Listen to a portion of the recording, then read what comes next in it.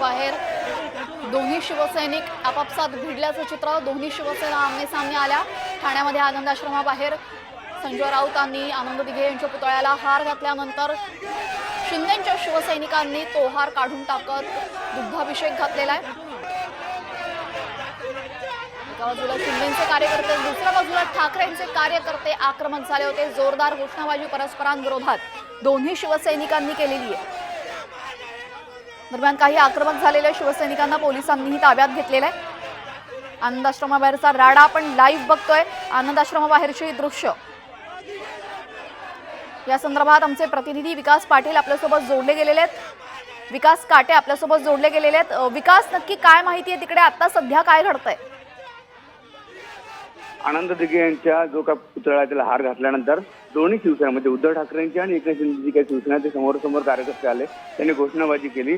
संजय राऊतांनी जो काही हार घातला होता तो हार शिंदे गटाच्या वतीने काढण्यात आला आणि त्यानंतर त्यांचा दुग्धाभिषेक देखील करण्यात आला आणि नवीन हार घालण्यात आलेला आहे। विशेष म्हणजे ही जी काही घटना घडत होती त्यावेळेस पोलिसांच्या समोर दोन्ही कार्यकर्ते आमने सामने आले होते। पोलिसांनी दोन्ही कार्यकर्त्यांना थांबवलं, परंतु काही कार्यकर्ते आक्रमक होऊन त्यांनी जे संजय राऊत यांच्यावर ज्या गाड्यांचा ताफा होता त्याच्यामध्ये हल्ला करण्याचा प्रयत्न केला, परंतु हा हल्ला सफल झालेला नाहीये। आणि आता थोड्याच वेळात ठाण्याच्या NKT हॉल या ठिकाणी संजय राऊत यांच्यासह इतर जे काही नेते येतील आणि हे नेते या ठिकाणी भाषण करून कार्यकर्ते संबोधित करतील। नक्कीच, पण यावेळेस संजय राऊत हे आनंद आश्रमाच्या आतमध्ये पोहोचू शकले का?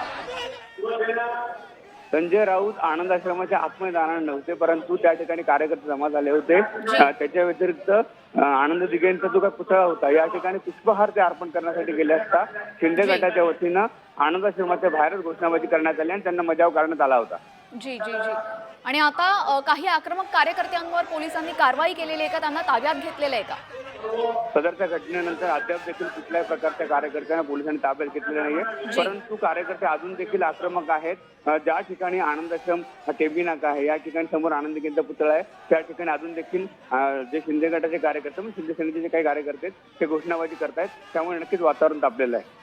जी जी जी नक्कीच, आपण जर ठाण्याचा एकूणच इतिहास पाहिला तर शिवसेनेचा बालेकिल्ला आहे ठाणे आणि दोन्ही शिवसैनिक परस्परांमध्ये भिडल्याचं आपण पाहिलेलं आहे। तर दोन्ही शिवसैनिकांच्या नक्की भावना काय?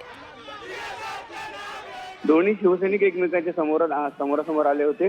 विशेष म्हणजे आनंद दिघे यांचं निधन झाल्यानंतर 25 वर्षांनी संजय राऊत ठाण्यातील आनंद आश्रम या ठिकाणी येणार किंवा आनंद दिघे यांना पुष्पहार घालणार ते याचा राग शिंदे गटाच्या कार्यकर्त्यांमध्ये होता, त्यामुळे त्यांनी पाऊल उचललं होतं आणि त्यांना आम्ही मज्जाव करणार होतो असं देखील यापूर्वी देखील कार्यकर्त्यांनी सांगितलं होतं। तरी देखील त्यांना न जुगारता संजय राऊत यांनी पुतळ्याला पुष्पहार अर्पण केला होता, त्यामुळे कार्यकर्त्यांनी नाराजी व्यक्त केली आहे। जी नक्कीच, आपण पाहतोय आनंद आश्रमाबाहेरचा राडा लाईव्ह आहे आणि आनंद दिघे यांचा मृत्यू होऊन जवळपास 25 वर्ष उलटली। इतक्या वर्षांमध्ये राऊतांनी कधी त्यांच्या पुतळ्याला हार अर्पण केला नाही, मात्र अचानक त्यांना आज आठवण का आली असा प्रश्न उपस्थित करत यावेळी शिंदेचे शिवसैनिक आक्रमक झाल्याचे चित्र पाहायला मिळत आहे. शिंदेच्या शिवसैनिकांवर यासोबतच ठाकरेंच्या शिवसैनिकांनी सुद्धा जोरदार घोषणाबाजी परस्परांविरोधात केलेली आपण पाहिलेली आहे.